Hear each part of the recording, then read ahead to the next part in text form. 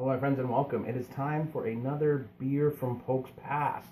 We've been looking back at some of the beers that got us from there to here. And today's beer was my favorite beer in 2015, and it was one of the very first craft beers that caught my attention, caught my eye, made me stop what I was drinking and go, whoa. So, sadly, no longer technically craft beer, sold to Labatt or AB InBev, but Mill Street's Vanilla Porter. Now, I tried this last year, and I don't know whether I changed or the beer changed. I know I've changed a lot, like my palate is much better. It's not, by no means am I an expert.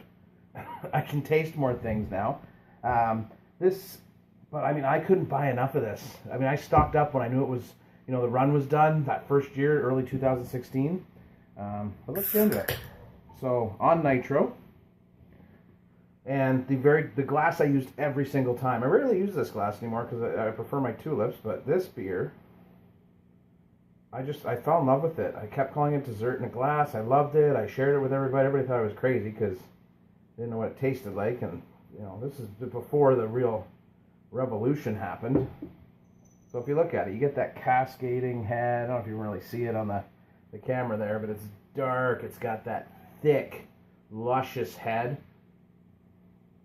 It's, chocolatey, vanilla. I remember I really fell in love with it. So, always trying to support local in that and drink local. But I like to go back and visit these beers just because I like to know where I came from. And, it's fun too. Cheers.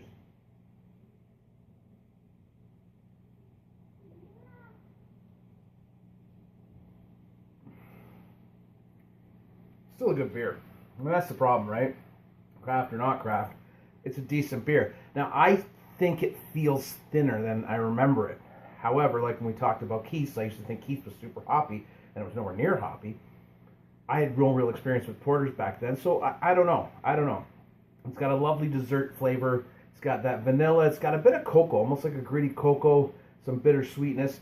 It's a decent porter. Are there better porters out there? Yeah, absolutely. Much more complex porters. This was a fun beer.